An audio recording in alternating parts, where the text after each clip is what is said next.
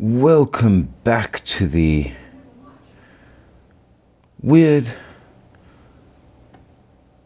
and the wonderful with Strange Bones. That's me. Meneer D, welkom aan jou.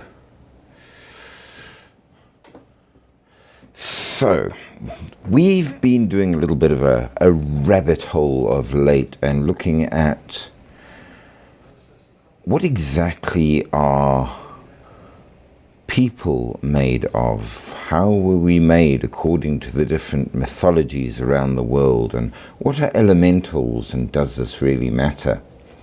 We've come to a number of interesting realizations. Hey there, Jimstreak and Rika Maloto. Welcome, welcome. So as we have gone along, we've come to certain understandings, shall we say.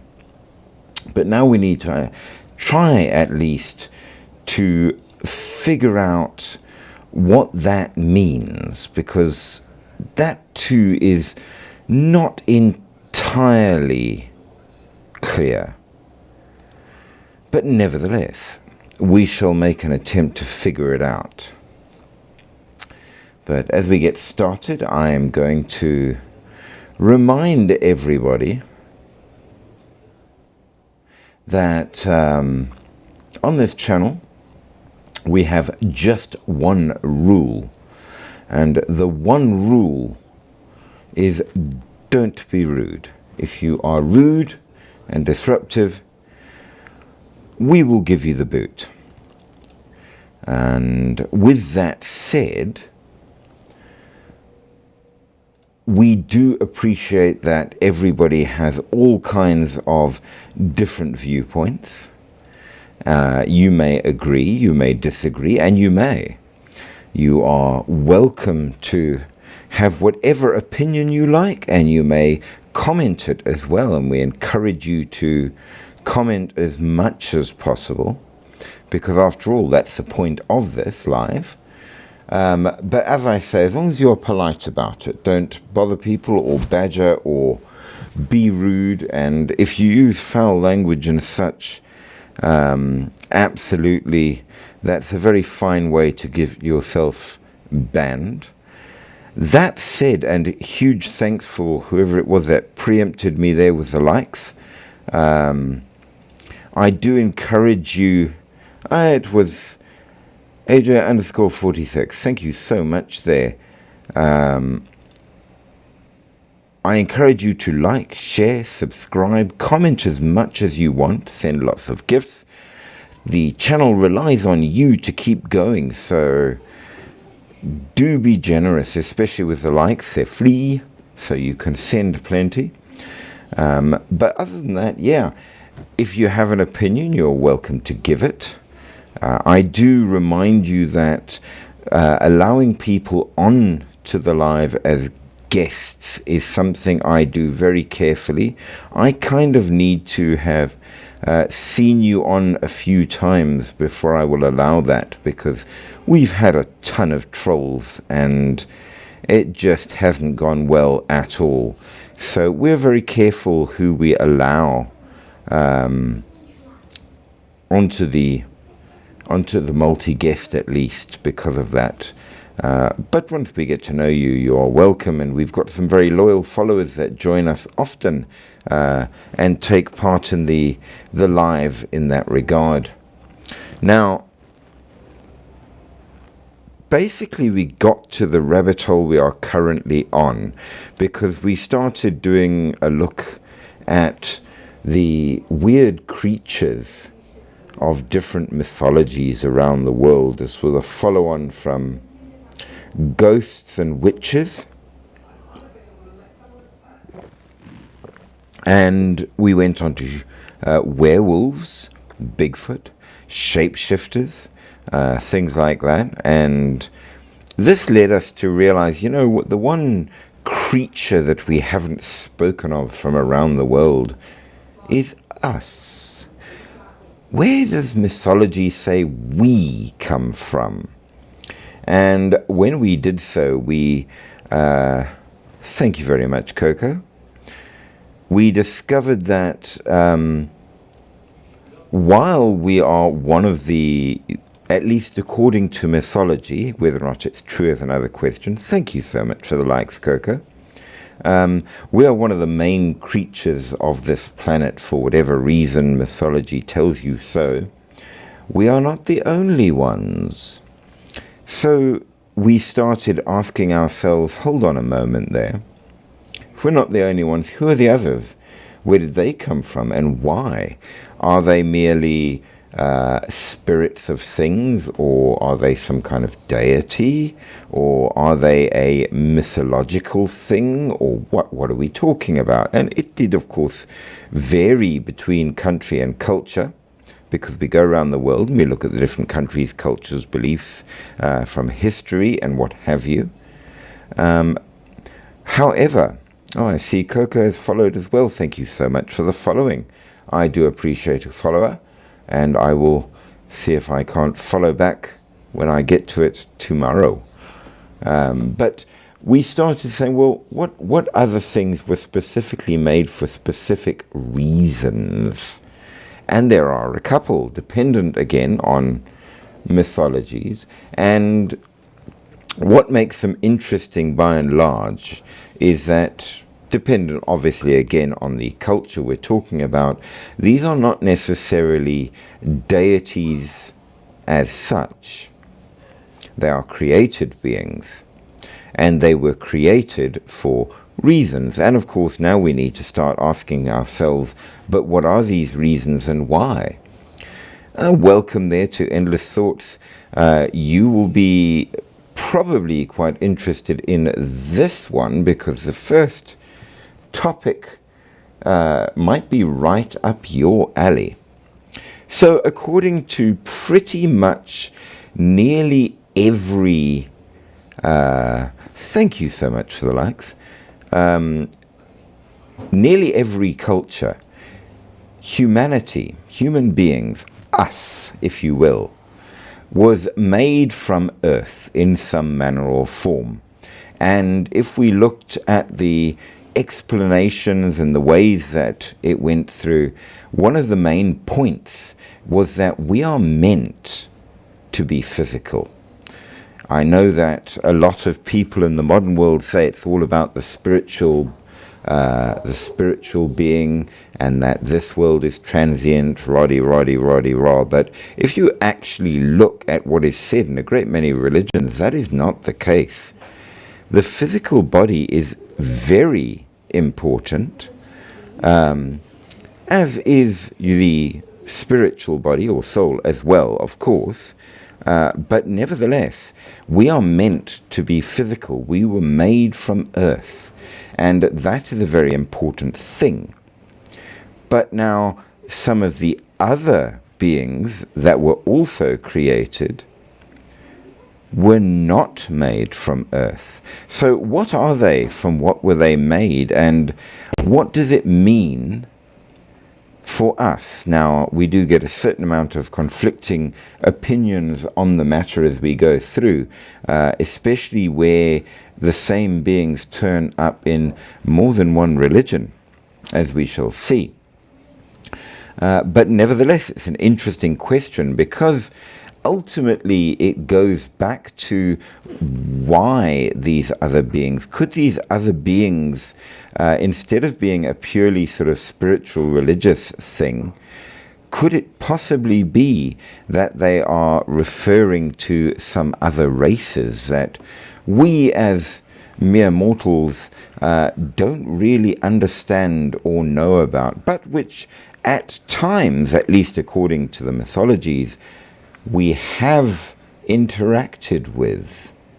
So we are still rabbit-holing hard, as you can imagine.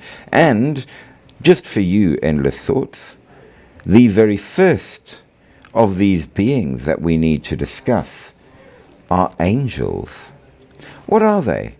How were they made? What were they made for? What is the story surrounding this? Because even within religious circles, there's a fair amount of argument. So it's not as certain as all that. Now, for a certain degree, you might very well argue that it doesn't matter so much for us, at least in terms of faith. What matters is that they are there, we are here, and we should do what we ought to do, which should be a very sensible and reasonable argument. But I am a very curious person, and this channel is about the weird and the wonderful. I am, after all, Strange Bones, because yes, that is my name. I am Bones. So, of course, we're going to ask the question. Now, at least in terms of some of it, I was, in fact, a monk for 9 years. I have studied religion. I have a degree from the Urban University of Rome in religion, as well as in a couple of other things. I have studied comparative religion. And what that really comes down to is that I do have a background in a number of these things. Nevertheless, I don't have decent answers on all of it. So we are now going to try and get them. Or at least find out what the correct questions might be. So sit back, relax, make sure you have a decent cup of something. Tonight I'm rocking my skull mug with a good tea. Alta Marie, welcome. It's good to see you again. And there we go. The man himself has arrived. Ask for my name is in the house. Welcome, welcome, welcome. So that you know, there are a couple of people out there that are well trusted on the channel. Huge thanks for those likes. And should they wish to join as a guest, they are always 100% welcome. So if you think I'm giving preference to them, the answer is I am. And I make no apologies for it. So there you go. Thanks for those likes there. So the first one, and just for you, dear Endless Thoughts, angels.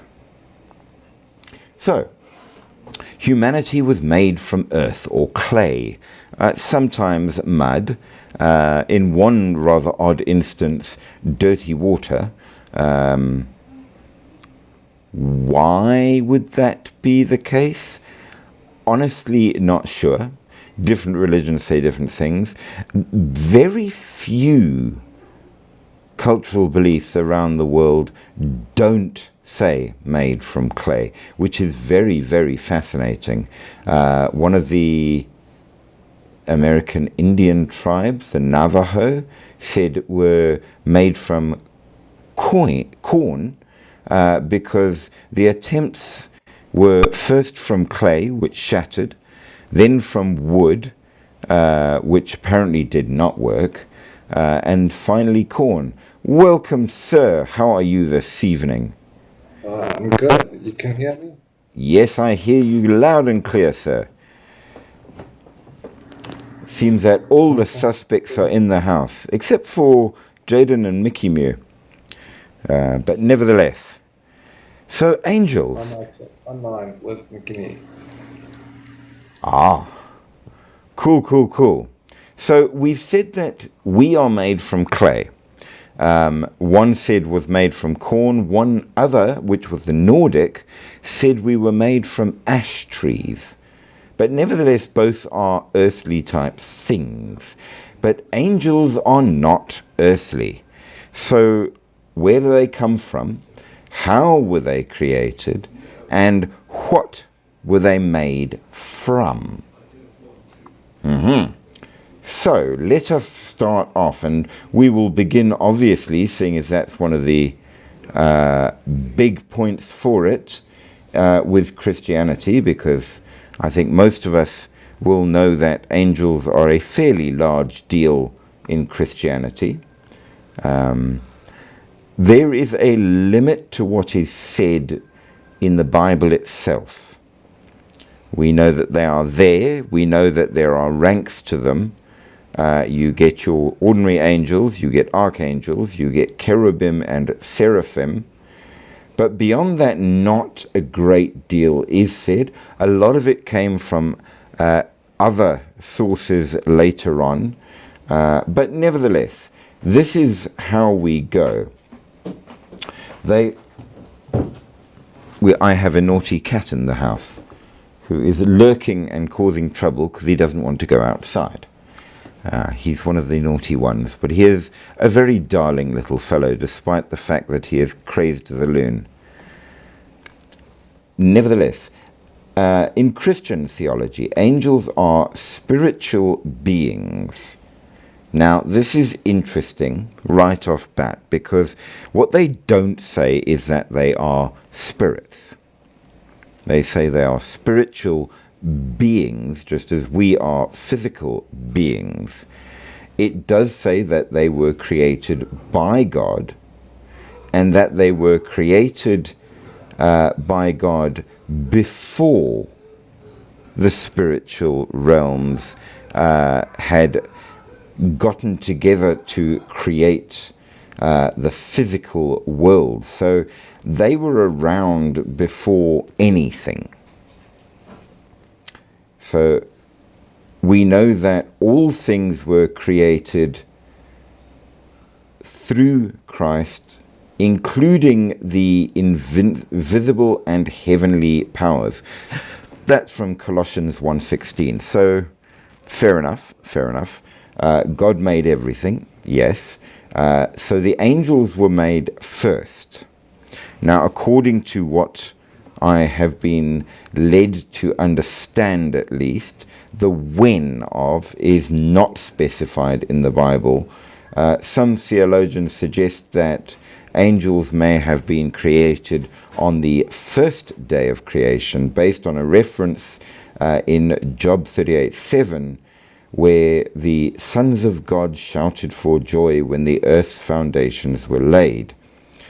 Some could say even before that. However, I put it to you as somebody who has studied theology that until we had a world, we did not have time.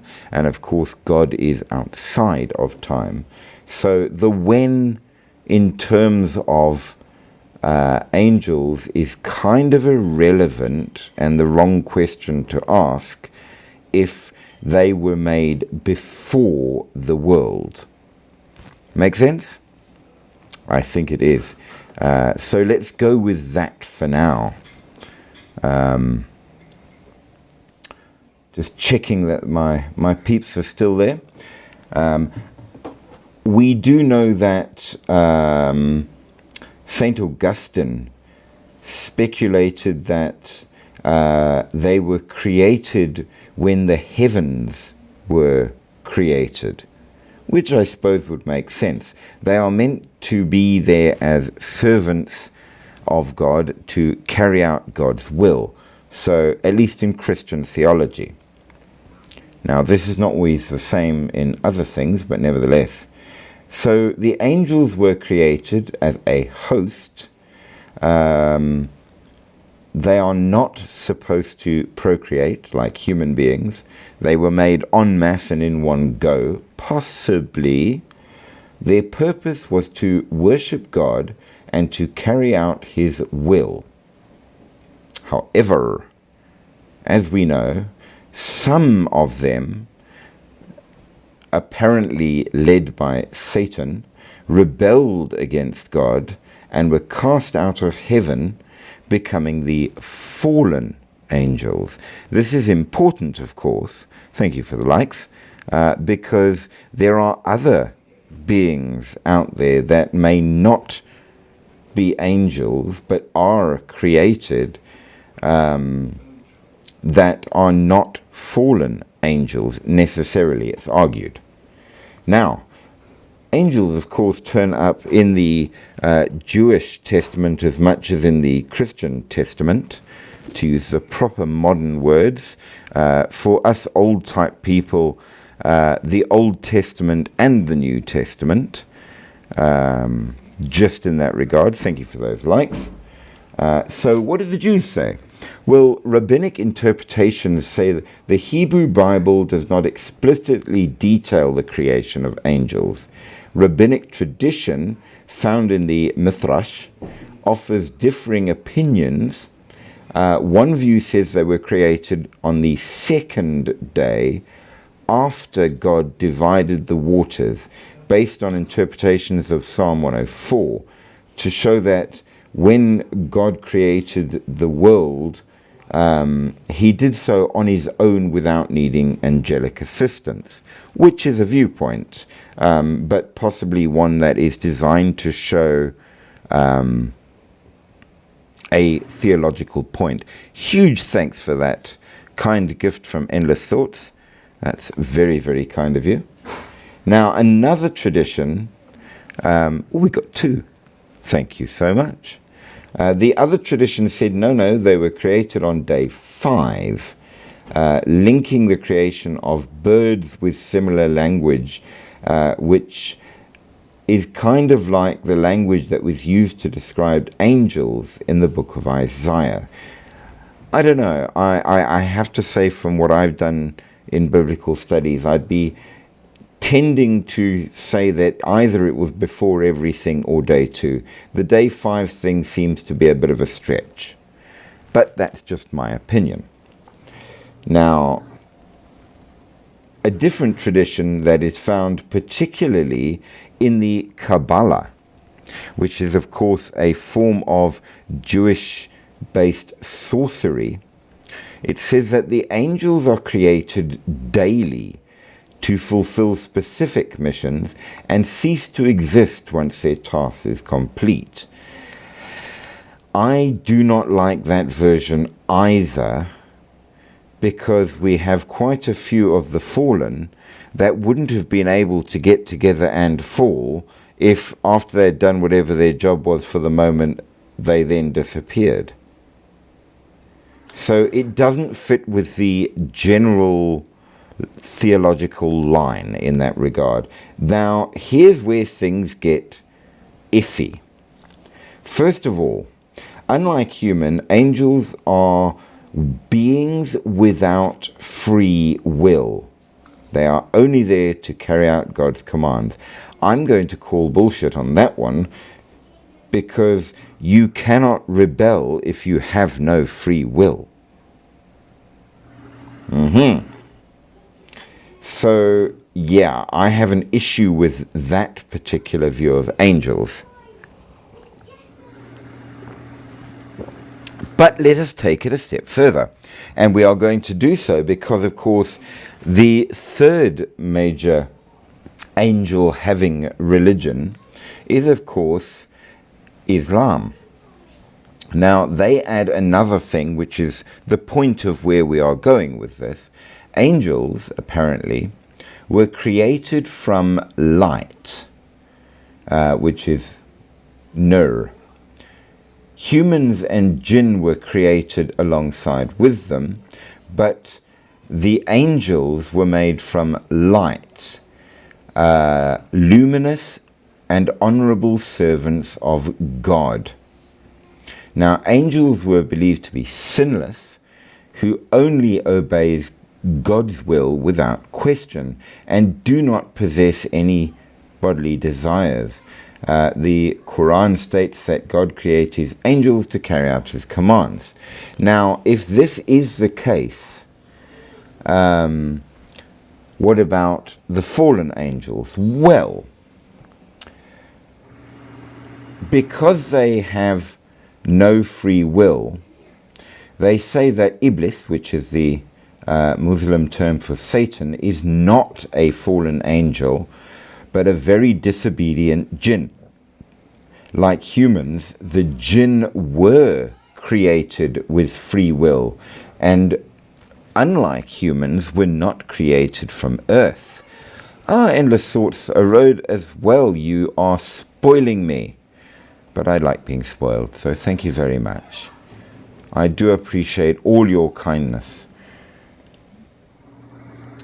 So, these beings, because they were not made from earth, there are certain things that they cannot do because they are not earthly.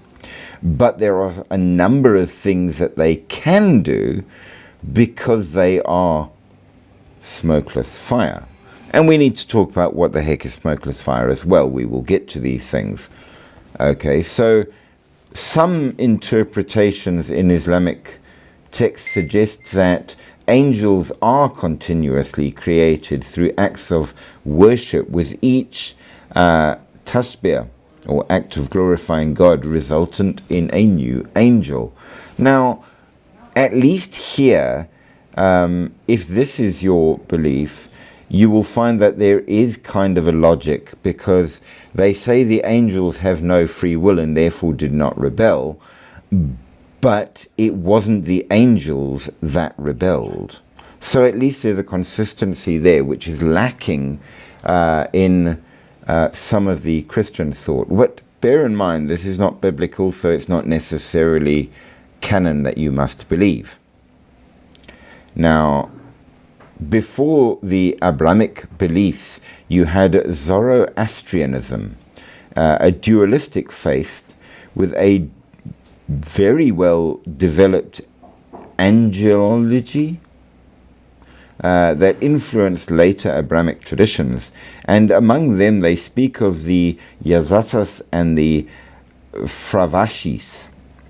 So the supreme deity of Zoroastrianism is Ahura Mazda, and he created an order of angelic beings, the Yazatas, to assist him in maintaining the cosmic order against the destructive spirit. Remember, I said Zoroastrian is dualistic, so you have a good god and a bad god. The Angra Mainyu. Now, Zoroastrianism is also the source of the concept of guardian angels, known as Fravashis. Fravashis are individual angels who are created at the beginning of time to watch over each individual person throughout their life. So you have two sets of angels. One bunch is there to run around and do the things that God desires happen, and one bunch is specifically there to look after us. So each of you have your own guardian angel. Now, among all of these different angels, you also have the Ameshaspentas, which is the beneficent immortals, a group of 6 or 7 archangels who act as emanations for Ahura Mazda. Alrighty then. So we've got a couple of different views. So the angel, a spiritual, heavenly or supernatural entity, usually humanoid, with bird-like wings. Now again, I'm going to call a certain amount of bullshit to that, because if you actually read all of the Bible, you will find that lesser angels generally are humanoid with bird-like wings, but quite a number of the others are so strange and terrifying that the absolute first thing that they say to you on appearing to a human is, "Don't be scared." It's literally the first thing they say. Be not afraid. So yeah, multiple eyes, multiple wings, spinning strange discs and all. They are not just hunky guys and pretty ladies with swan-like wings by any means. They can get really freaky. Now, we have, of course, with that, the intermediary between God and humanity. We have guardian angels. We have those that are meant to be specific job holders. So it does depend. Now, they say that the angels are important, but they are merely there as an extension of God's doing things. Now, one argument, which may or may not be important, which keep in mind, is that as created beings, they are a race of beings just as humans are.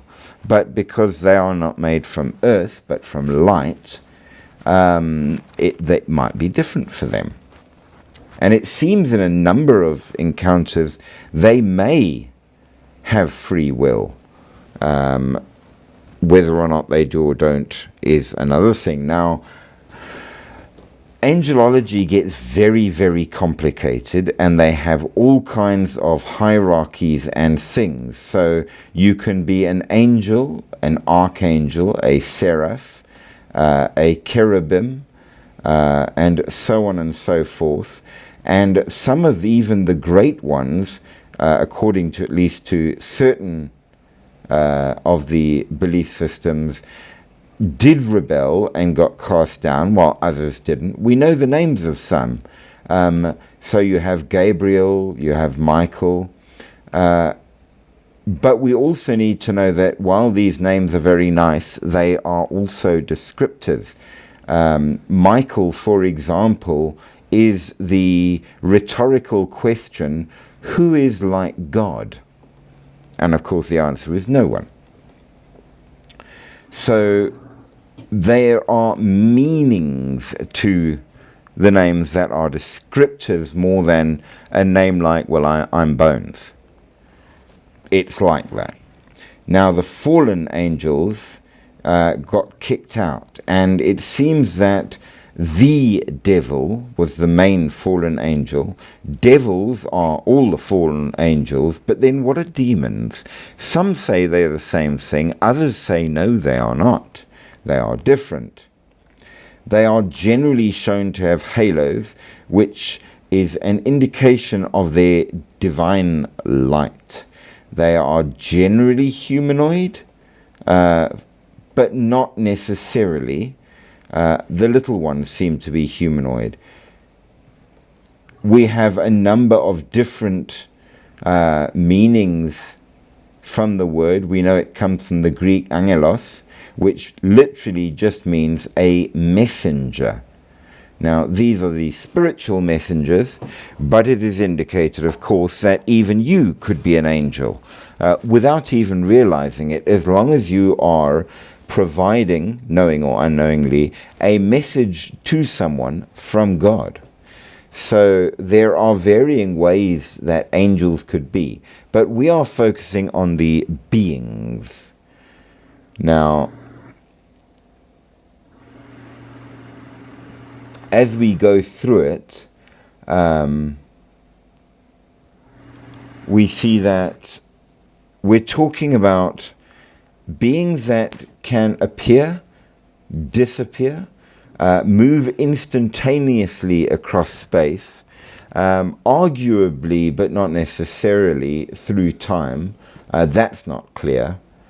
But they're a lot more mobile than we who are physical. However, what makes us better is that we are able to create things because we are physical. They cannot because they are not. Now, we can see then that all things are supposed to be under the control of the supreme God.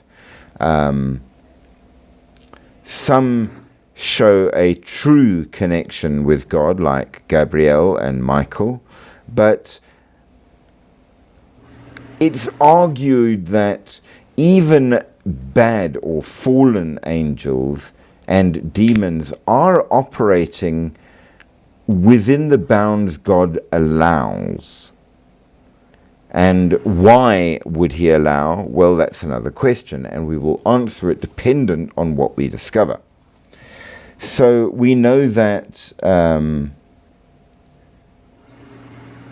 God does get involved with all kinds of different things, but to a certain degree, he's kind of distant. So we ask ourselves, why would God be distant? Why didn't he just rock up and help us out and tell us what's going on? And the answer, according to at least the Bible what Moses says because Moses asks exactly the same question. How come I can't get a good look at you? And God says, because if you did, you would simply implode, basically. You couldn't stand it. So intermediaries are there for your good health, as it were. So there's a certain amount. He didn't make it natural. Say that again? Because he didn't make it natural. Well, So there is that. To us, it would be absurd. It would be crazy. We would feel like we're losing our minds. But it's only because they've been hiding it away from us. It's not natural. Well, this is the thing. So one view of it is that actually angels are just another kind of race. And they live in a more parallel world alongside this one. And they come at times possibly when said, or when they believe they ought to come, but generally don't want to interact too much. And their natural form is not in a way that we can conceive. So we understand physical bodies, can see physical things. They can spend at least the majority of their time as nothing more than light, which means that unless they make the effort to appear, you couldn't tell it was an angel because they are just light, and light is everywhere. It's how we see. So there is that argument. They live in time. Well, one wonders if with modern science, maybe we will find a way to separate the light spectrum in such a way that maybe we could see them all around us. Is it true? Who's to say? There's so much we don't know. There's so much Continuously moving at the speed of light. Well, exactly. If they are nothing more than light in their natural form, they would move at the speed of light, which is far too fast for us to see. So we wouldn't be able to perceive them, would we? If they move at the speed of light, then they live in a different time zone. And this time we have now has already passed for them. Well, possibly. Can you get... What's happening here is milliseconds for them. Or alternatively, when in their own world, it doesn't run on the same time as us at all. And maybe they don't come to this world too often because they find it too slow for them. So unless they have a special... They're going to be demons and they're going to be angels. Say that again. No matter what they do, they're going to be demons and they're going to be angels. Well, there is that. That is true. They might think they're doing good, but some people might see them as demons. That is absolutely the case. It's definitely a question. Not to bash Christianity in any manner or form, but I have often wondered when in Egypt the firstborn children of all the people were slaughtered by the angels, I couldn't help but feel that it was a little bit unfair because the babies didn't do anything to anyone. Why were they punished when... I mean, surely it should have been the adults that were punished, who were the ones doing the bad. You start wondering a little bit as to how good is good, how bad is bad. It is a little weird. Now, it's arguable one way or another, and maybe it's just that we don't understand, and one day we will. I don't know. I understand, but it's all about just your perspective.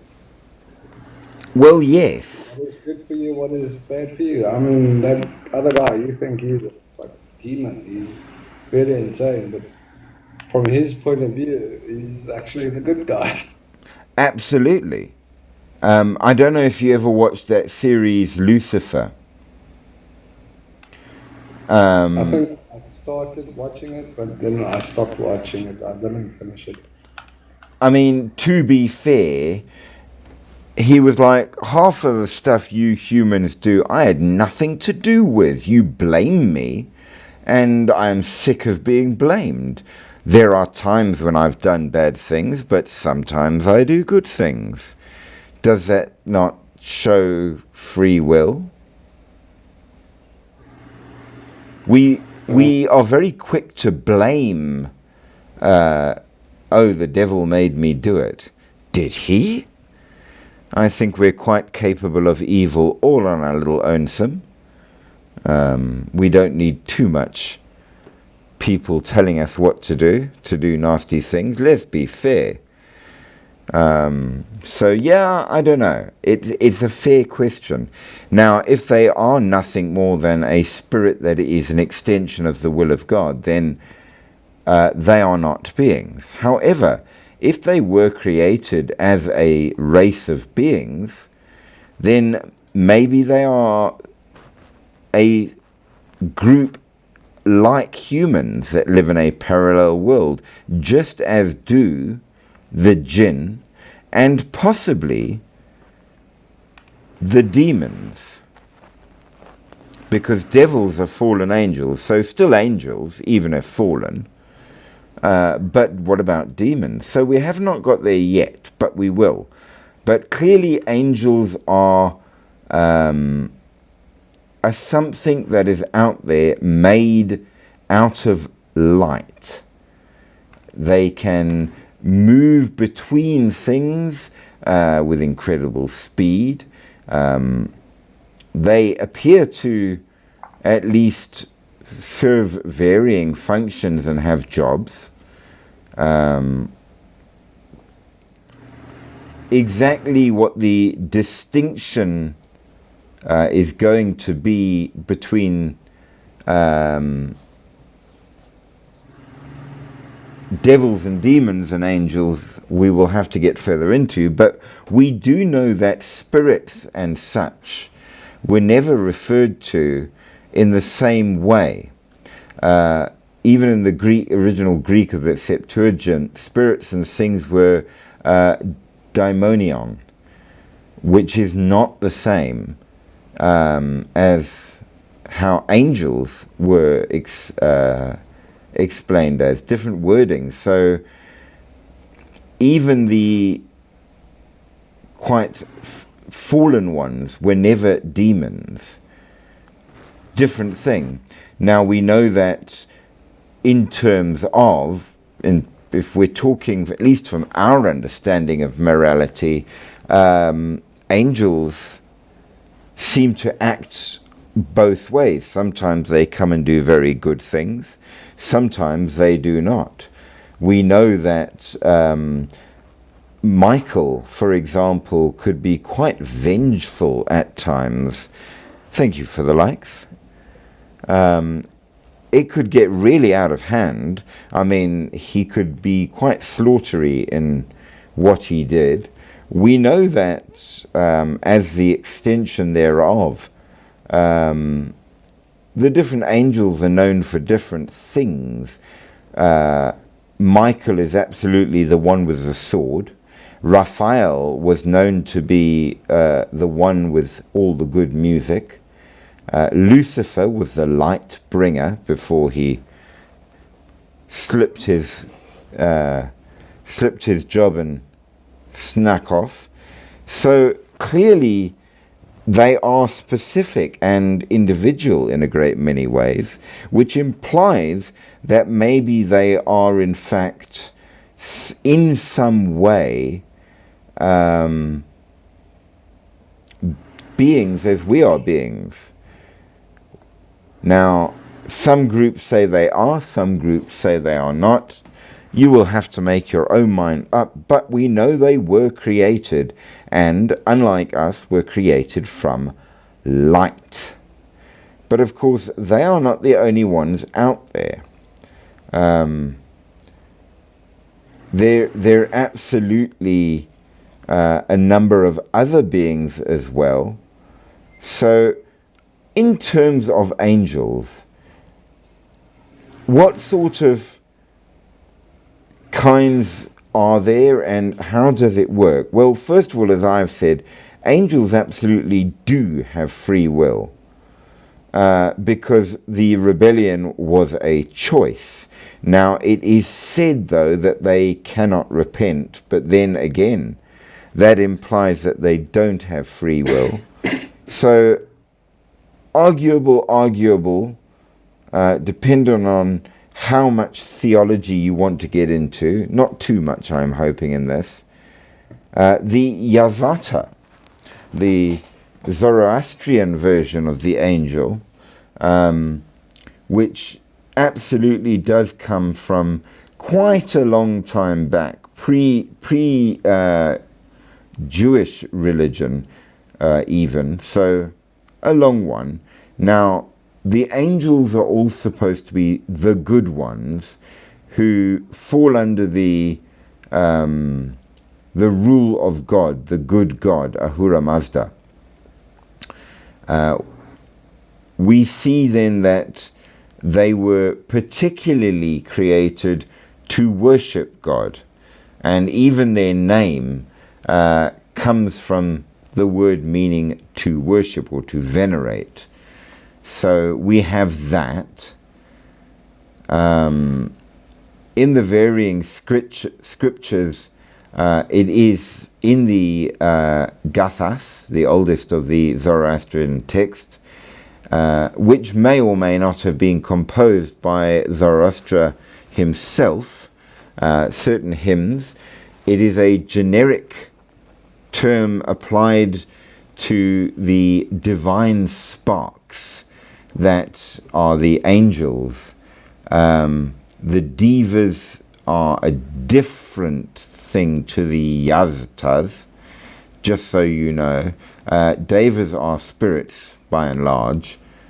So angels are beings, and they're generally always referred to as beings, not as spirits, just as people are referred to as beings.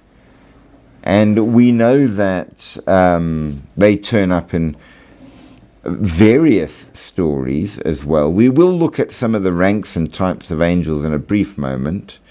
But nevertheless, the point that we are getting to in this is we have types. And in fact, since we're on Zoroastrianism, the Amesha Spentas, the highest of the activating engagement, yay! What not living creatures are not beings. Well, any spirit isn't a being. To be a being, you must have a body. So animals are beings, not necessarily the highest, it depends on your viewpoint therein. Humans are beings. Spirits are always referred to just as spirits, and there are plenty of them as well. But angels, jinn, and humans particularly are mentioned as beings, something with a body, even if it's not the same kind of body that the other kinds have. So we are made from earth and therefore have specific abilities with ours. It kind of implies that in the making of the other beings, it was so that they had specific abilities different to what we have. Is an angel living? In a manner of form, yes, because they were created. They might live until the end of time, but they were created and will have an end and therefore are living. At least in the understanding of it, God is not an immortal, because immortal implies living. God is eternal. He was never made and will never end. He's not part of the timeline, whereas all of the beings and spirits and everything else, by and large, are part of the timeline. We have a beginning and an end. We might then go on to heaven or whatever, if you're good or bad or whatever, but by and large, here and now, we are living, we are beings. And that's the key difference. So angels are beings, they live. Is God a static image? You're kind of asking the wrong person, because I don't believe that you could know or comprehend God. I don't believe it's within the powers of a human being. So trying to explain or define a deity is, to my mind, like an ant trying to describe a mountain. How are they going to do it? They can't even see all of it, much less comprehend it. So, what is God? Not sure. And I don't think we're meant to know. It's not really something that we in our current state are capable of knowing.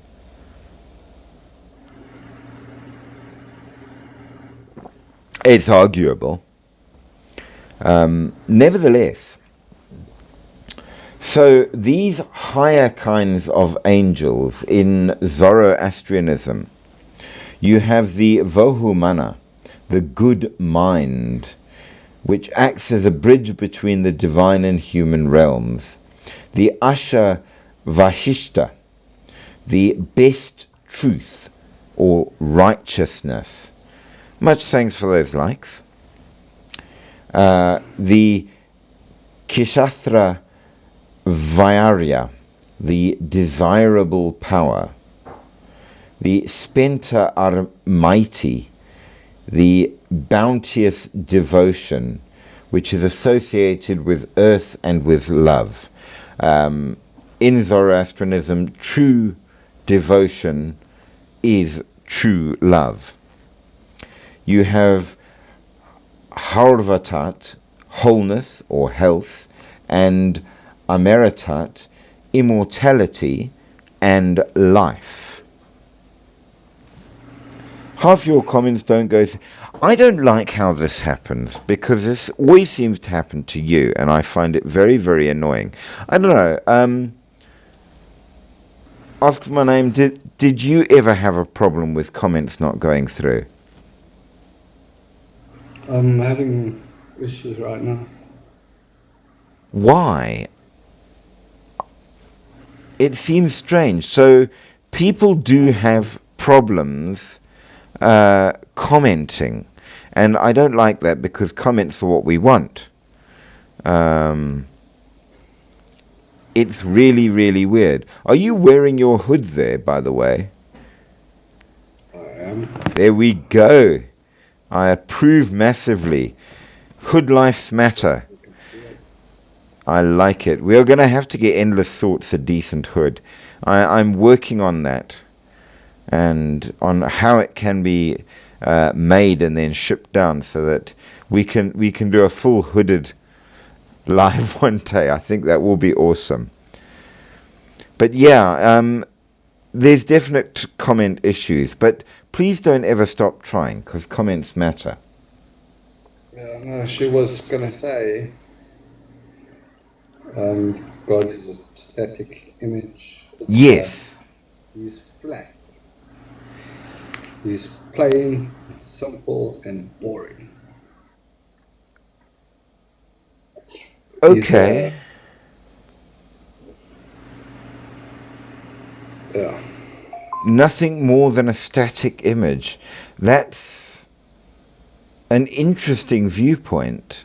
I have never thought of it like that. Possible, I suppose. It's certainly a reasonable possibility in that regard. Can we be certain of that? I don't know. As I say, I've always said that it's impossible to really know God at all. Therefore, I'm not sure we're able to make that distinction. But then again, at least in accordance with the theology I've encountered, one of the problems is that it's not necessarily sensible.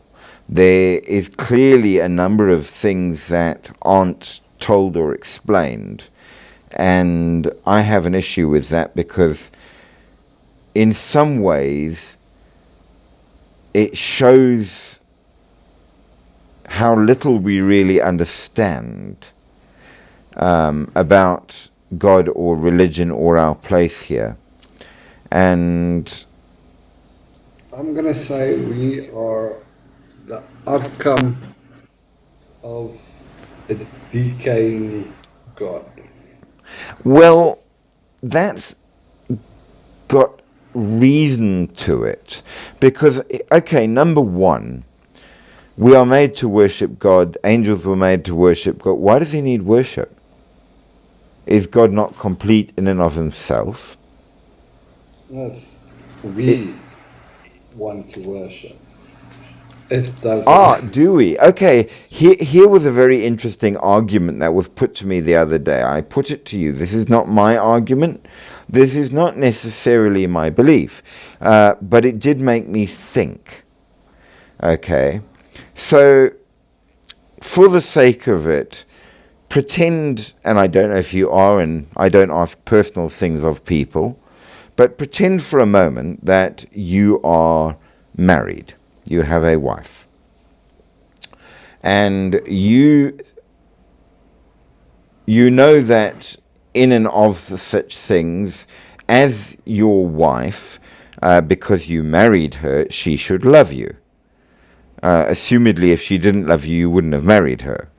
Okay, so you say to your wife, as a couple, I want you to love me. Right. Because I want you to love me so much, and because you're so important to me, if you don't love me, I will burn you alive. Is that a good thing to say? Yes or no?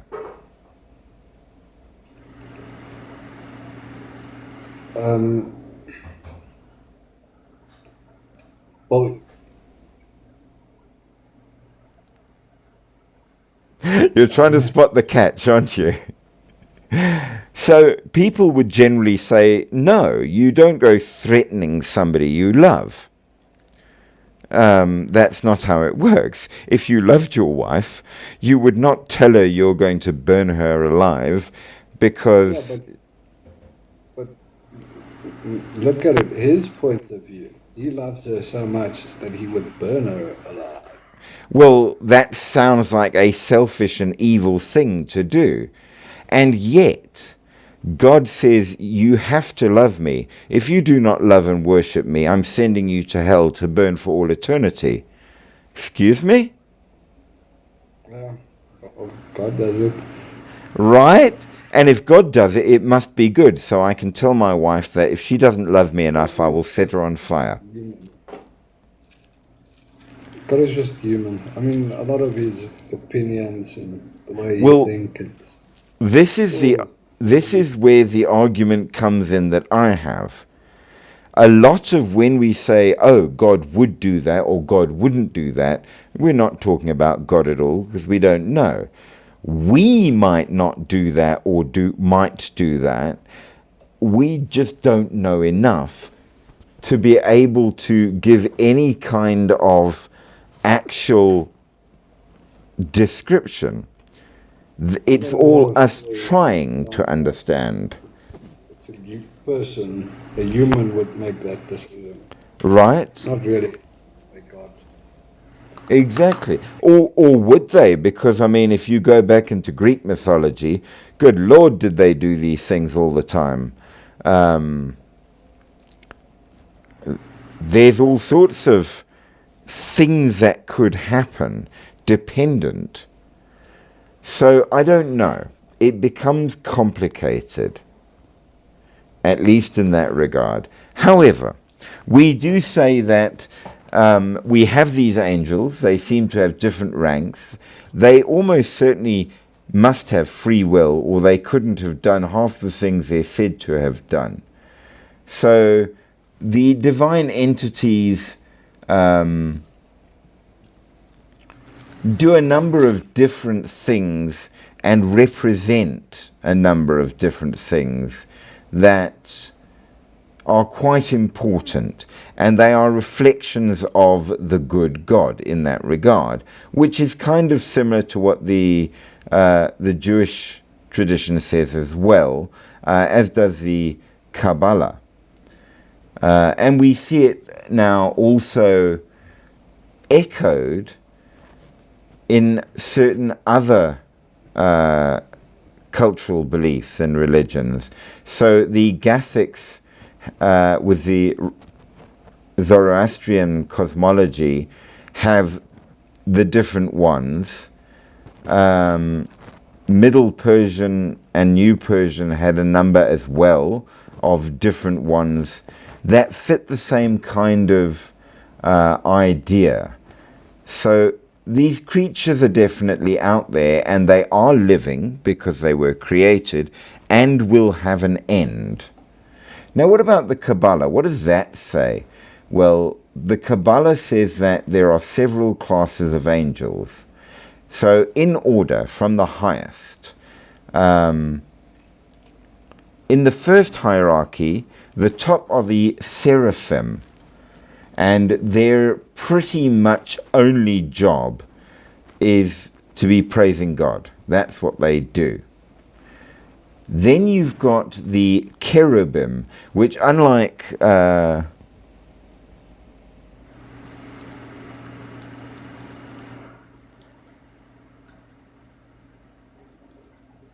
okay. Yeah, because she's not real. Okay. Have you Digital character. have you decided she's a digital character? No, she is a digital character. And yet I have spent plenty of time talking to her outside of lives.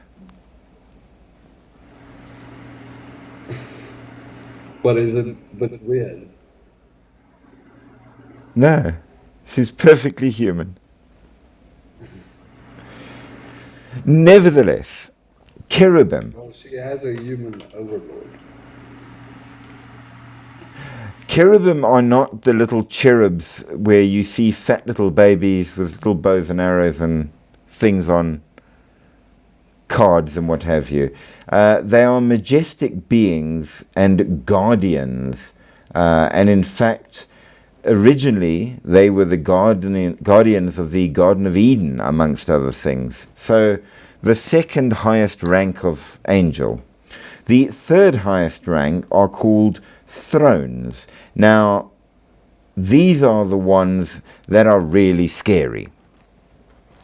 They are known as the many-eyed ones, and they are often seen as wheels around God's throne, very, very intelligent with multiple eyes.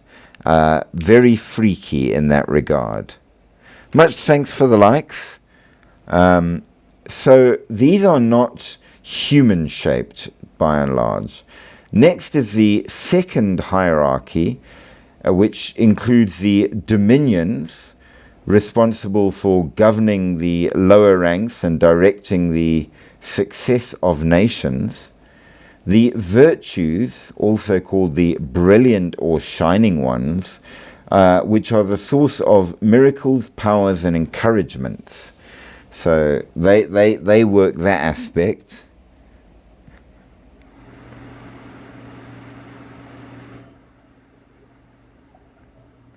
Ah, she's grinning. And so much welcome on as a guest. I do love having you here. Oh, she's on. Okay. Yes. A little bit of feedback there, alas. But when you want to talk, do so, and I will be quiet so we don't get feedback. But she is absolutely very much a real person. So then the third set of the middle rank are the powers. Now these are the angels that maintain the order of the universe and protect it from demonic attack. So our universe is not the same as their universe. See, it's all falling together. They are beings, hence they have bodies, just not like ours, and they have their own parallel universe. The third hierarchy, which is the lowest set, are the principalities, which are responsible for protecting and governing nations and their leaders, archangels, who are the chief angels, like Michael and Gabriel, who are the major messengers and carry out God's will on a large scale. And then the lowest order, which we know, is the angels, the most familiar to humans, and include guardian angels and messengers, and are the most human-looking of the angels. So, that's what we've seen in at least Christian hierarchy. In Judaism, they also have a whole selection of hierarchies and more. And we know that according to the Jewish Testament, they have interacted very often with varying people, from Hagar to Lot to Abraham and more. And they ascend and descend in accordance with Jacob's ladder, which is named after the ladder, named after Jacob. Yes. Oh, it's echo, sorry. So Jacob witnessed this ladder or staircase that the angels ascended and descended by. So we call it Jacob's ladder, but it obviously wasn't really his. Moses got one, Balaam got one, Isaiah also has one, and apparently protected people from affliction, so it was a pretty good one too. How that works isn't always clear. We know that there's a lot of them because they are referred to as a host, which basically means a huge number of them. They can turn up all over the place. They also do say, though, that some of them are Bene Elohim, sons of God, the Elim or Elioi, like the Shinan and Kiroshim. Now, what that exactly translates as, I can't give you a good answer. My Hebrew is not only very rusty, it was never very good in the beginning, so forgive me for that. But nevertheless, right through the Bible, they turn up, and they're supposed to have turned up in other times. Now, we know that the 4 archangels are Michael, Gabriel, Uriel, and Raphael, and they surround God's throne. Michael on its right, which corresponds to the tribe of Reuben, apparently. Uriel on its left, to the tribe of Dan. Gabriel in front, for the tribe of Judah. And Raphael at the back, for the tribe of Ephraim. Now, these particular angels did rock up and speak to varying rabbis and sages throughout history. So they were interactive on behalf of God. They absolutely did do things for that. And according to the varying Jewish texts, not all of which are canonical, just to be fair, you have different classes of ranks of angels, which include Erelim, Malakim, Seraphim, Chayot HaKodesh, Ophanim, Hashmalim, Ilim, Elohim, Bene Elohim, Ishim, Cherubim, Shinanim, and Tarashim. Now, of course, going into all of that would take forever, but each one has its place, its rank, its job, its varying other thing in that regard, and it does get very confusing. So, unless you're hardcore into cannibalism, I nearly said, no, do not be into cannibalism. That would be bad.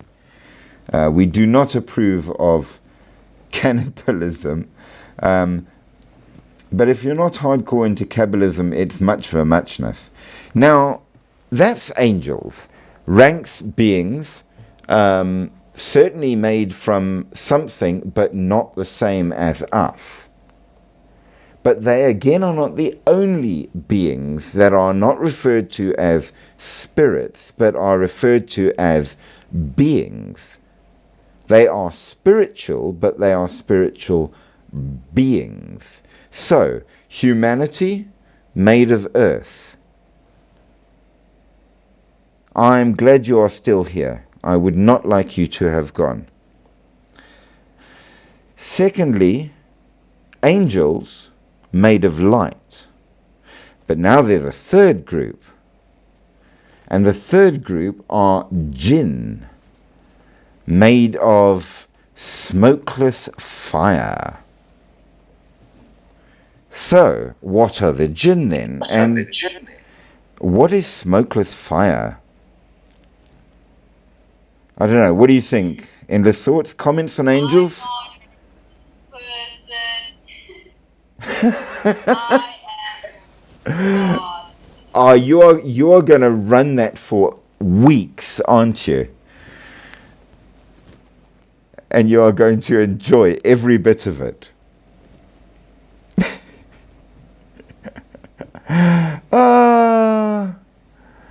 I do love her sense of humor. But yes, I do promise you, she is very, very real, despite her teasing us. But yes, I see Irene is struggling to join. I don't know why it's not working. Maybe it will work or maybe it won't. Nope, it didn't work. Nevertheless, so we have two forms of being, and now we have a third, the jinn. So what are the jinn?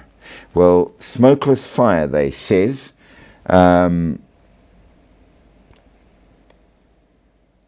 don't know yet what smokeless fire might be, but they are not only mentioned as beings, they are mentioned as being made of something different to the rest of us.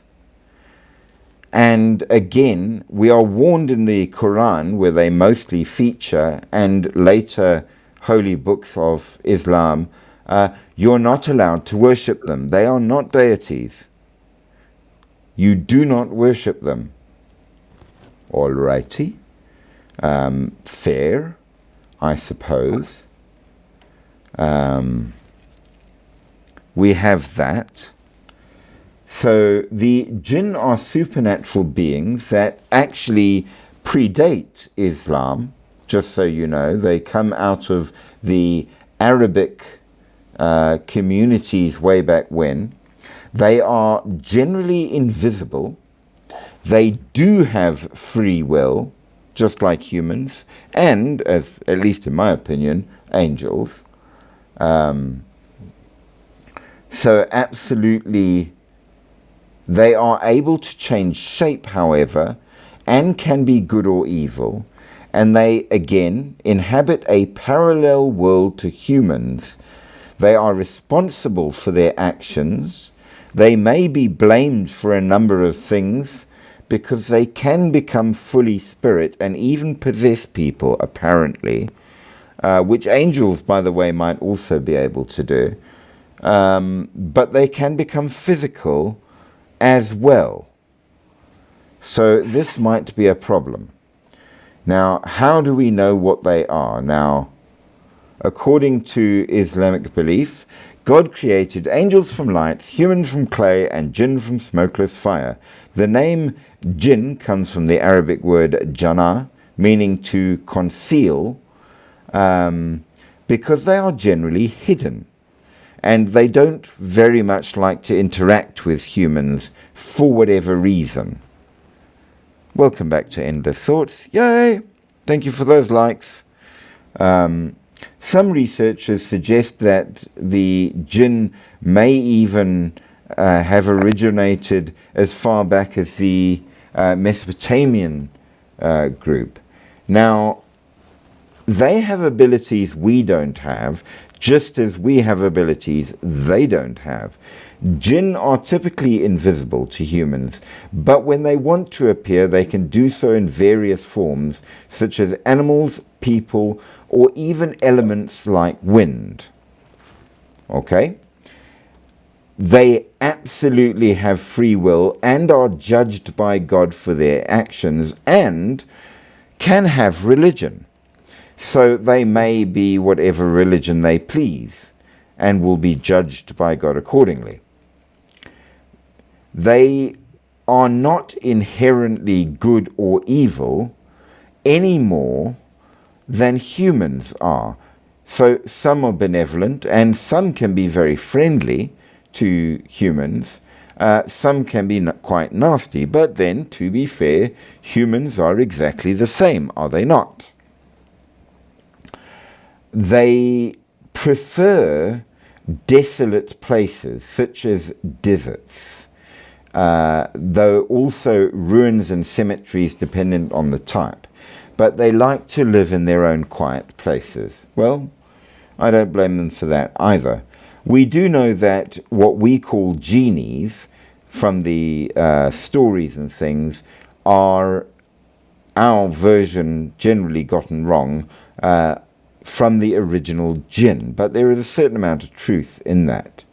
Now, remember we said that Satan, known as Iblis in Islam, was never an angel because the angels never fell. Okay? But he was a jinn and he was a bad one. And for whatever sins he did, he was cast out of heaven. Now, there are different categories of jinn, some of which are always evil, which are referred to as shaitan, but this might be just a label. They do say that you get ifrits, which are very powerful, and marids, which are even more powerful. Now, which are which and why? Let's see if we can find out.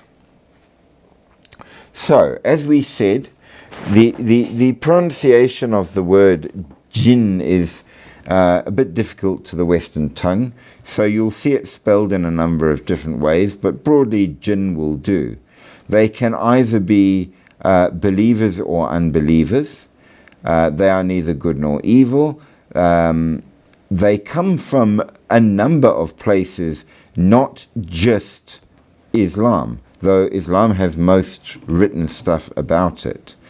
They are alive, though their lives are different to ours, and they do have an afterlife. They are created and will die, just like human beings. They are capable of doing a lot of things. They can appear as snakes, scorpions, lizards, humans, dogs, and more. But they can be very physical if they so desire, to which we can see that it can range in interactions with humans from the casual to the highly intimate. Yes, even sexual activity and the production of hybrid offspring. but they rarely meddle in human affairs and prefer to live among their own in a societal arrangement that is kind of tribal. If they are disturbed or harmed by humans, they retaliate in kind, which is kind of understandable. We are pretty much the same, so we can't blame them for it. But if they go so far as to possess somebody, then it requires an exorcism to get them out, because once in, they don't want to go. They do have a kind of magic and have been called on for protection and magical aid, and the jinn themselves use magic and amulets and more, which they can share with us. However, the Quran is very specific. You must not, you should not, you do not. We do not worship the jinn. The hidden people are not God. So there is that, insofar as it matters. Now, we see that they can inhabit a number of different places, and might even be guardians of places. We do know that in some versions they say that certain ones, like the Jaini, are a wicked female version, and they're a particular label put on certain of the jinn. Are they a particular type? Well, probably not a type, simply because not all jinn are bad. So, it's arguable. They are something like the shadow people that turn up all over the world. What does that mean? Well, it means that maybe they are another thing. Some say that not only do they prefer to live in deserted places, but also in unclean places. Though the ones that like those places, like cemeteries and graveyards and places where the dead or the filth is, are usually a particular variety which is cannibalistic and not very nice.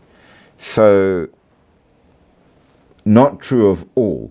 There are several stories about them where people have made good friends with them, married them, or been just great buddies and been inspired by them in philosophy, poetry. They're apparently experts in learning and such, and are very wise beings. They do have bodies. This is said. And it is described that when they take full form, they are physical.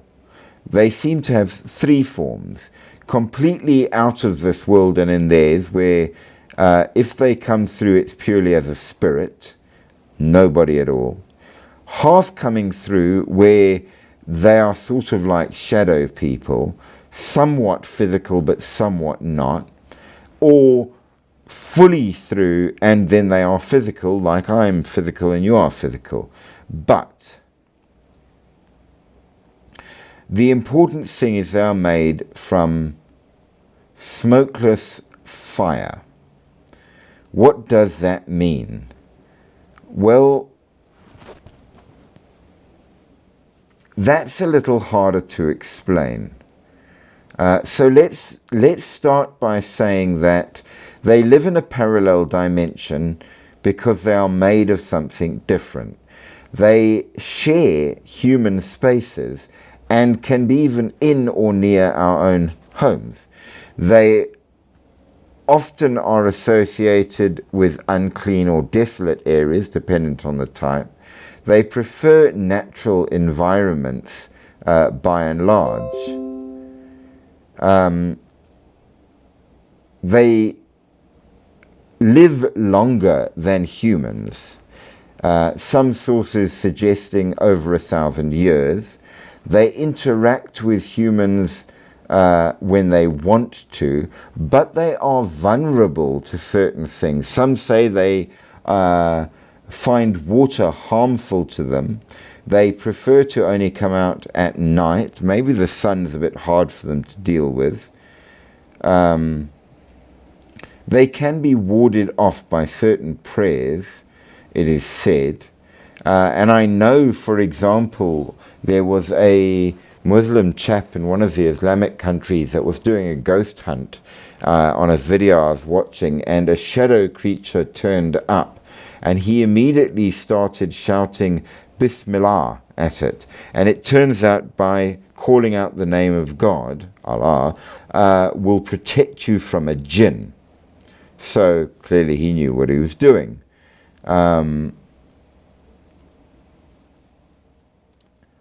With that,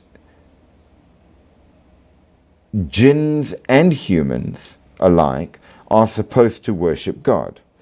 That is the reason for our being. I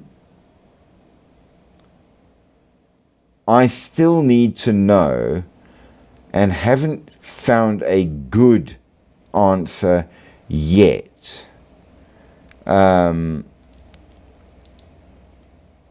which is, what is smokeless fire? I don't know. I haven't figured that one out. I've tried. I've looked for answers on this, but I can't seem to locate exactly an understanding of what the smokeless fire is. Maybe that's my failing. Maybe there is an answer. Maybe there isn't an answer. Maybe it is the primordial fire of God's power. I'm not sure.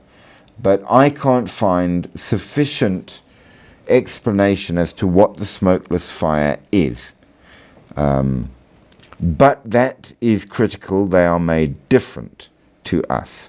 So, with that said, and keeping ourselves hooded to go along, what about demons? Demons are typically understood to be spiritual beings originally created by a higher power and later turned to evil. Certain forms say they are fallen angels who were cast down.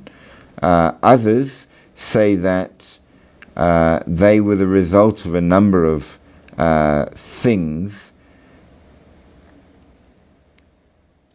It's not clear. So Christian tradition generally says demons are fallen angels with one devil only. That doesn't quite fit with the whole narrative. The way things are spoken of in different ways don't always add up logically. So we're going to have to call that we're not sure, because certain other things say other things about them.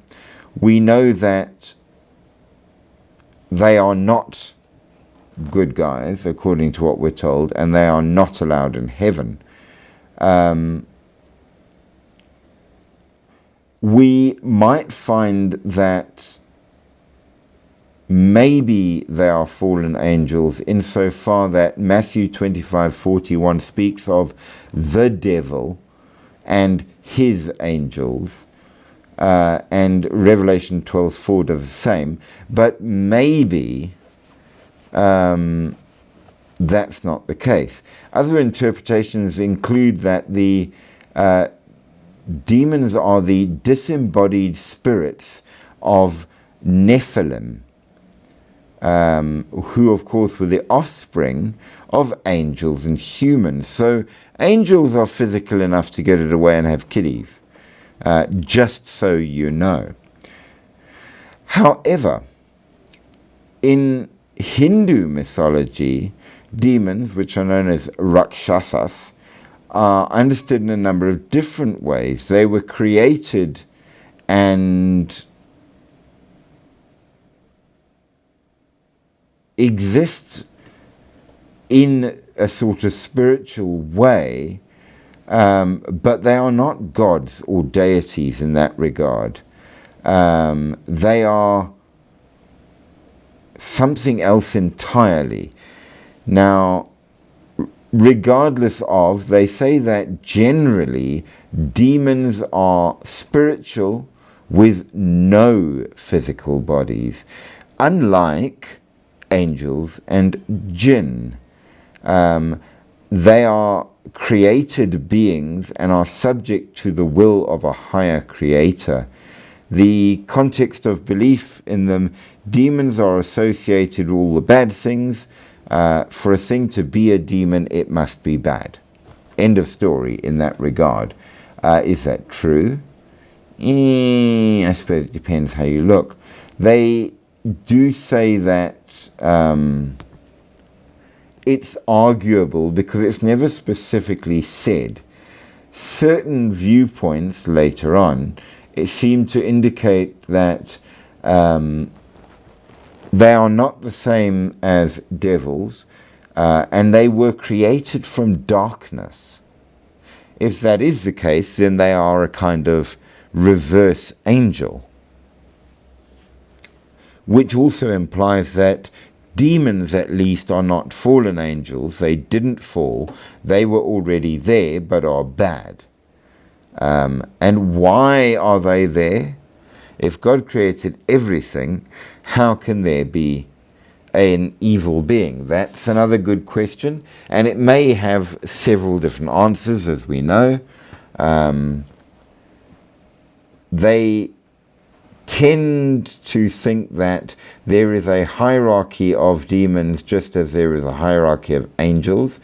Devils have authority over any other evil spirits, including demons. The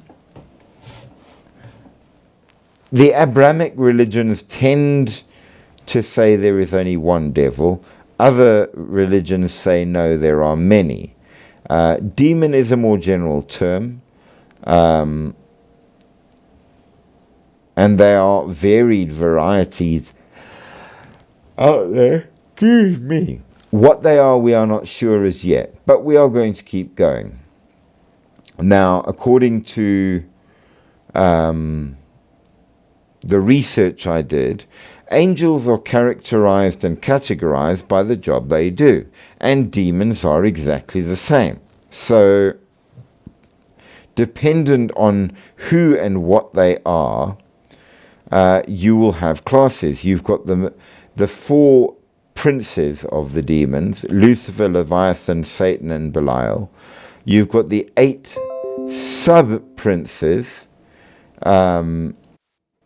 which include Astaros, Magos, Asmodeus, Beelzebub, Oriens, Paimon, and Iriton, and Amaion, and then all of the other ones under that who are fairly grotty. General Grot. They are spoken of in a number of texts. I like the skull on your shoulder there, sir. That is good. Does it pop up periodically?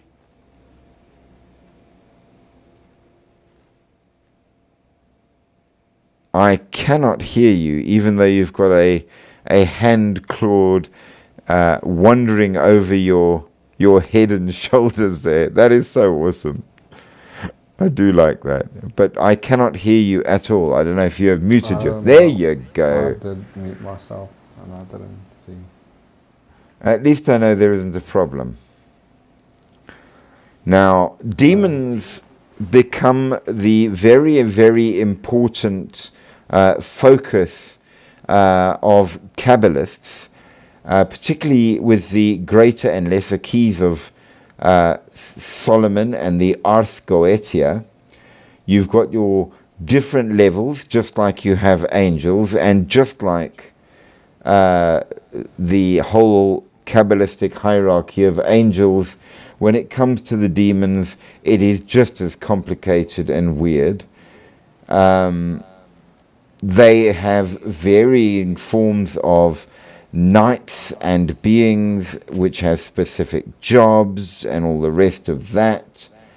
And some of them are even assigned specifically to countries.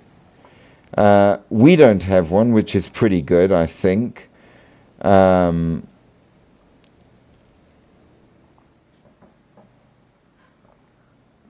least according to the list I've got. But yeah, it gets really, really weird. We know that in, for example, the Satanic Bible, see the links I go to find research for you guys, their names also have meanings. So Satan comes from the Hebrew, Shaitan, the Lord of the Inferno. Lucifer comes from the Latin, meaning the morning star. Belial comes from Hebrew, meaning without a master.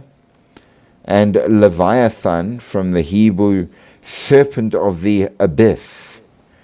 So absolutely they are very, very important in their own realms, apparently. I suppose it depends on how you view it. I do know that there's a theory going around, I don't know how true it is, but certainly among Christian scholars at the moment, where they say because God is good and God therefore wouldn't or couldn't create evil, that actually there's no such thing as evil. It is merely the extreme absence of the good. I don't know about that. I've seen things in my life when I worked with the Exorcist, and I would say that that's the kind of comment made by somebody that's had no experience of it. To me, at least. Make your own opinion thereon. I do believe evil is a thing. People who say otherwise did all of their research in a book and not in real life. Now, they do say demons do not have a physical form. They are spiritual for the most part, but they can have a physical form, which implies that they are much like your jinn or your angels. They appear in what serves their purpose as a form, monstrous, beautiful, or familiar. Different texts don't give good things, but generally they seem to be fairly awful. But they are, as much as they are spiritual beings, meaning they have a kind of body, just not one like ours. Monstrous, yes, absolutely. Do they all have horns and a tail? No, that's a modern cartoon thing. Can they actually possess you? Apparently, yes. They can be entirely spiritual if they wish. Very often... What is that noise? Yeah, I'm sorry. I just clicked on something and said, wait, what? I clicked on it and... Okay. Cool. It just suddenly came... Wait, what?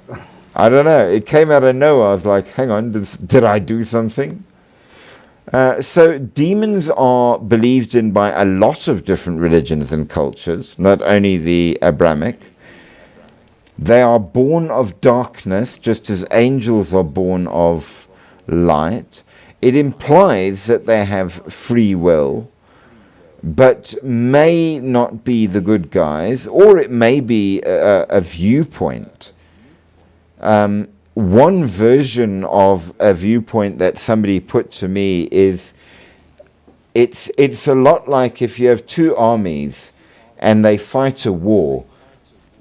In history, written by the guys that won, clearly the good guys won, right? Because that's why they won. So the other guys must be bad. So if there was a war between these two races and the angels won that war, they would tell everyone, you see, the good guys won, the bad guys lost. So maybe it's a viewpoint. And ultimately, we are not as clear as all that as to what they are. And because God is beyond all of this, he didn't tell them either. Maybe. Or maybe God's up to his own thing and occasionally sends different people or beings to do different things because he can. And it's not for us to understand, it's for God to understand, which is another perspective. How true? Well, I don't know. I twice have encountered what I think was a demon. At least if it's within the context of the bad ones. And it was fairly terrifying on both occasions. Let's say that.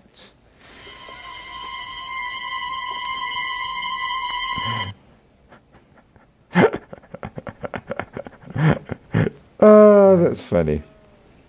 So, I'm not sure devils and demons are quite the same thing in that regard. You find them throughout history. They're in ancient Mesopotamia. You get them in Zoroastrianism. You get them in Judaism, Christianity, Islam. They turn up in Hindu cultures and varying other cultures. Different names maybe, but pretty much the same thing. Sometimes they are beneficial and even good in what they do. Sometimes they are definitely not. Sometimes they're just damn scary.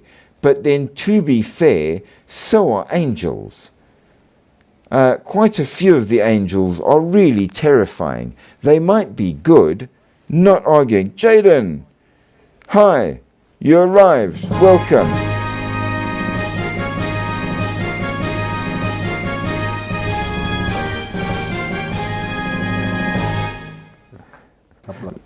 There you go. We have a greeting for you. We are good. How are you, sir?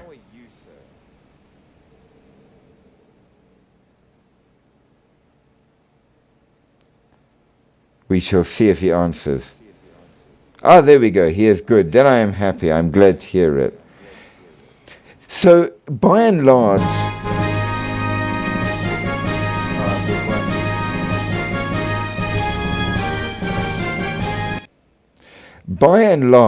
these things are different beings. They are created. They have a lifespan. They have an end. Unlike God, who does not. Any deity, whichever religion they come from, is eternal and therefore has not got a lifespan. But absolutely the others do. And they are beings, unlike spirits and such, which are not beings. So there is a difference. And they have different powers and abilities dependent. They are specific in that, and they cannot do all the things that the other kinds do. So now we have 4 variety of beings, such as they are. And this is where we are going with this. Could these beings be races that live just in parallel dimensions? Could these beings be aliens that we've simply remembered from back in when we were in a primitive stage as gods because they had powers we didn't? Is this possible? It's certainly something to consider, and we don't easily have answers in that regard. They might be that. We do know that the Nephilim are half and half of varying things. We know For example, animals were created before humans. Just so you are aware, they were created on the 5th and 6th days before humans, and they have being as well. They are physical, which is interesting. We know that certain other mythologies speak of a number of other things which are also described in similar ways as being partly spiritual and partly physical. So in the Nordic mythologies you have the Alfar, the Jotun, the Valkyrie, just straight off bat. In Greek mythology you have the varying races, the golden race, who were very much higher, that lived like gods, but were created by Kronos. The silver race, created by Zeus, which was inferior to the golden race and was eventually destroyed. There was the bronze race, another race created by Zeus, also destroyed. The heroic race, which was kind of like the demigods and heroes, so would include Hercules and all of those. The giants and the nymphs that were created from the blood of Uranus when he fell to earth. The centaurs and satyrs, which were hybrid creatures. And then, of course, humans. Egyptian mythology doesn't have a lot. Humans were created, and that was kind of it. Hindu mythology, of course, has the Asuras, who were the bad version of the immortal beings, not deities, and the Devas, who were the good immortals, emanations of the great gods who were proper gods. You had the Nagas, also beings, had a body but beginning and end, intelligent serpent beings, the Rakshasas, the shape-shifting demon beings, the Vanaras, a race of forest-dwelling beings that famously featured in the Ramayana, and which are suspiciously a great deal like Bigfoot. It seems that these guys were there. Just saying. And then, of course, the Garudas, which are a race of bird-like creatures. So there are indeed a number of beings besides humans. In Slavic mythology, you have spirits, and they are mentioned as spirits. In other words, not beings and without a proper body, which is quite important. They might not fit in with things. Alongside that, you do have things like giants, but they have bodies. So there is a distinction made again between spirits and those things that have being or bodies. Now, the Nephilim, as we know, are partly angelic, so have more power than you might think, but they're partly human. So they're a hybrid form, which may have turned out into giants or not. The exact nature of this creation is debated. So the sons of God descended to earth. Some say they were the fallen angels. Some say they were the ones that they refer to in certain mythology as the Greys. They're not good, they're not bad. They came to earth along with all of the angels, but refused to leave earth when the angels were ordered back. So they never fell, but they never left. And they produced the Nephilim, because they fancied the chickies. Some say they could have been the descendants of Seth, the righteous son of Adam, which then implies that the Nephilim, and there's more than one kind of Nephilim, are either the sons of the righteous Seth or the wicked Cain. Arguable? We don't know. But they are beings or crossbreed beings, which implies that the beings are very, very capable of having children, so must have bodies in that regard. They turn up in a lot of places, all through the Bible, in common civic records in Egypt. Beat that. So, not just in religious text, but in common civic record, they are spoken of by the Egyptians and in other cultures as well. They are said to be big or tall, and were fairly warlike by and large, red-haired. So there is that. Alongside all of that, the last one race of beings that I could find are the giants. And they turn up in a number of different countries and cultures again. You have the Titans, but they don't count because they were gods of a kind. The Gigantes, the beings born from Gaia, generally not human, but more snake-like. The Cyclops, which is the one-eyed giants, there are varying versions, but they were said to be skilled at making metal objects, but sometimes were barbaric and cannibalistic, which is a bit off-putting. You've got the Hecatoncheires, 3 giants born from Uranus and Gaia, which have multiple heads, which is interesting.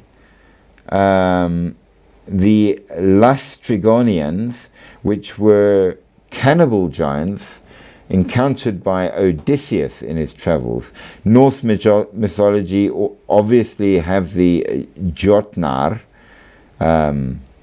which include the Hrimthursar, which are the frost giants, and the Eldjotnar, the fire giants.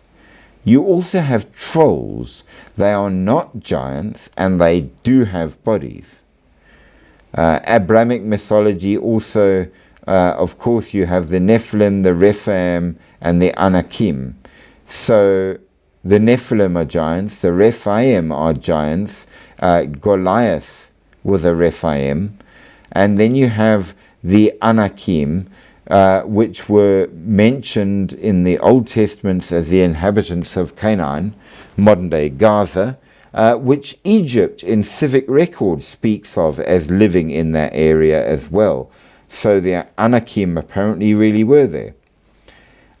The Celtic mythology speak of the Fomorians, giants and enemies of the Tuatha De Danann, and then also the Queri, which are the Welsh giants that turn up in the Mabinogion and other folklore. You also have in Hinduism the Daityas, a race of giants who fought against the gods, very powerful and often malevolent. There you go. That's a good picture for you. I like that. And then, of course, you have the Quinametsin, which come from Aztec mythology, that built Teotihuacan.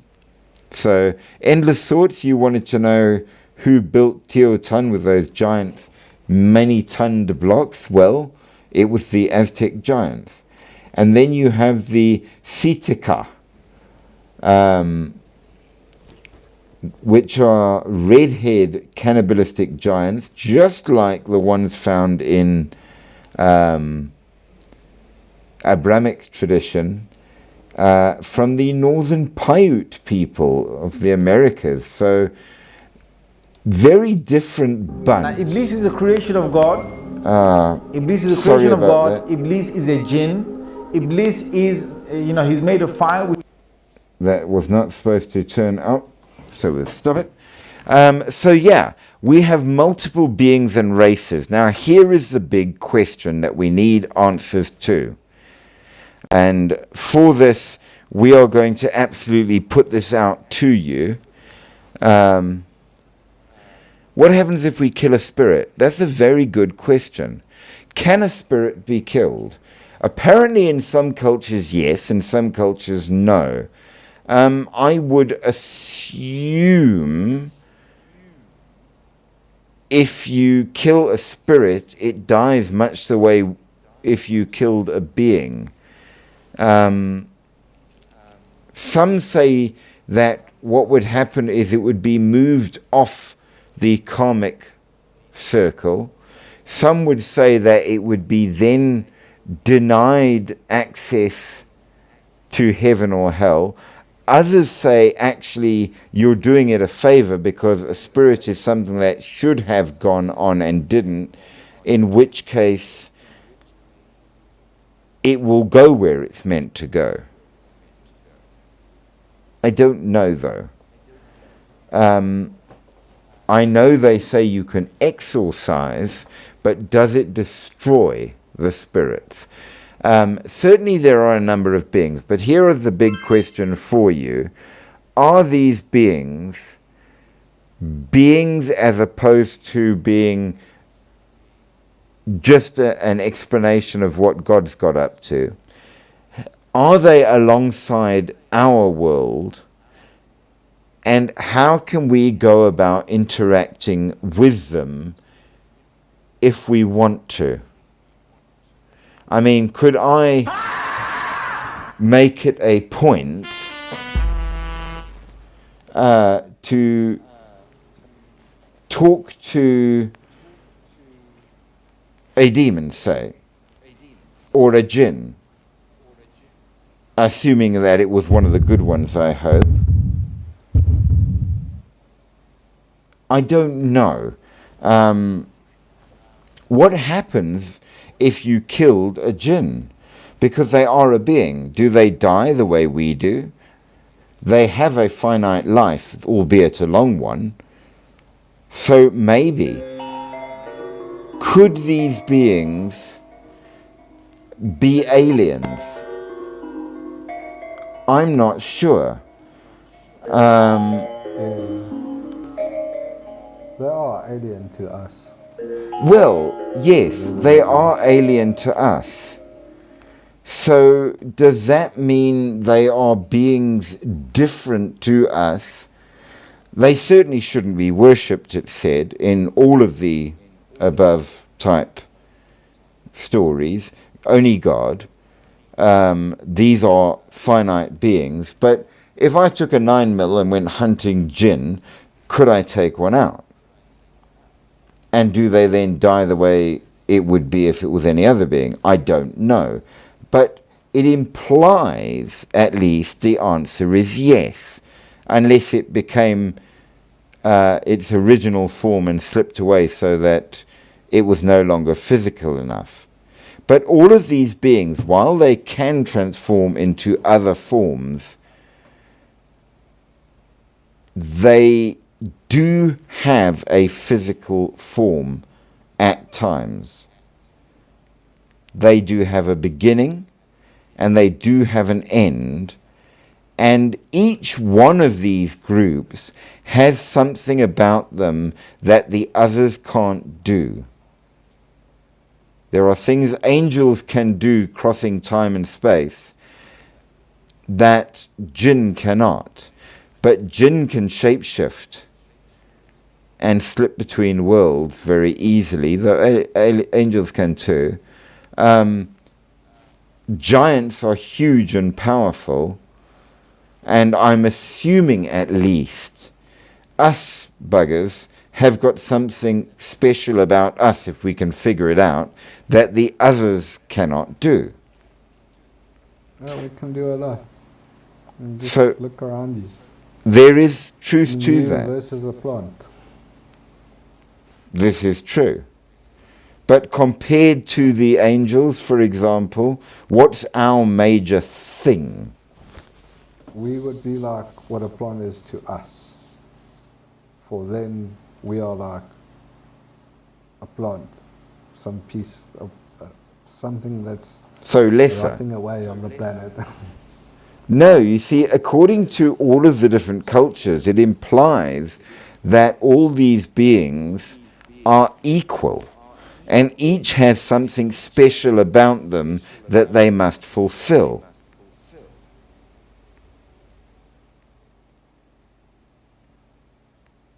The what and the how we're not sure of.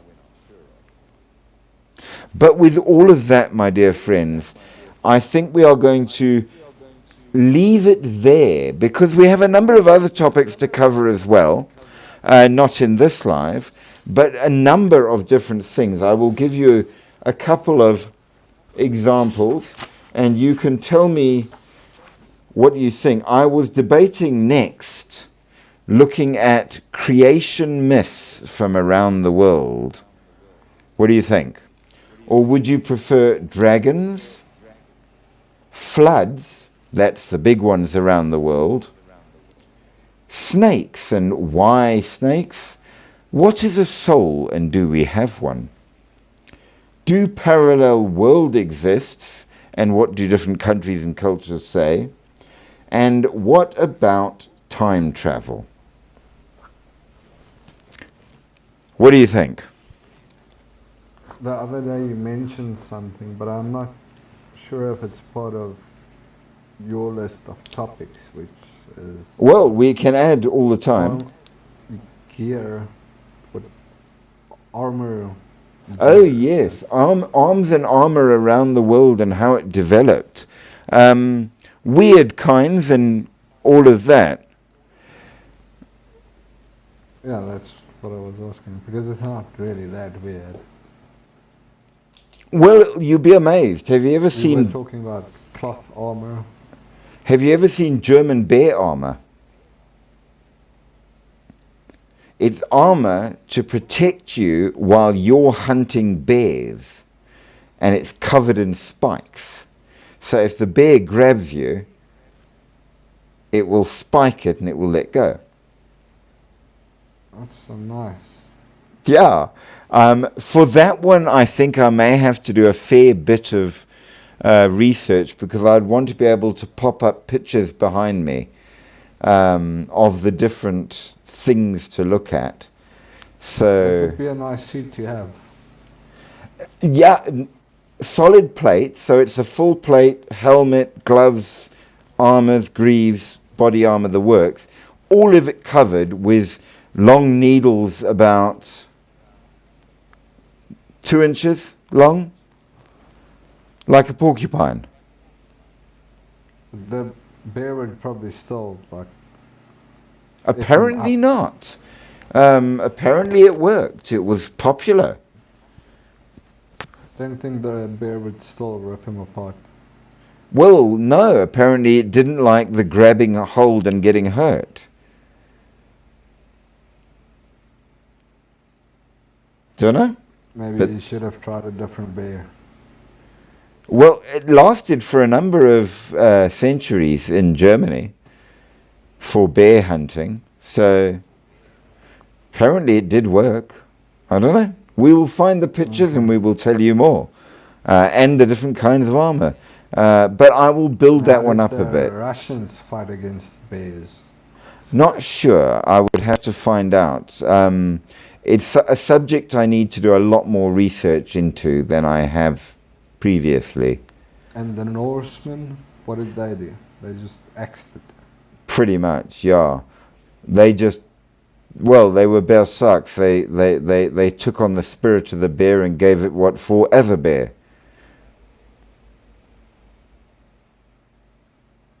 But we will Killed it. find out. Killed everything. Pretty much, yeah. in that regard. So there we have it. That was finally that rabbit hole where we were going. There are many forms of beings in this varied universe, and we don't know what they all are. Let me know with a comment or send me a message. If I get any, I will let everybody know as to whether they are aliens, pure spirits, or whatever your opinion is. And let's do a vote on it.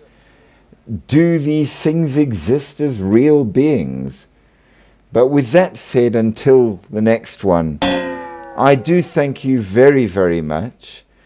I do hope that you've enjoyed this as much as I have.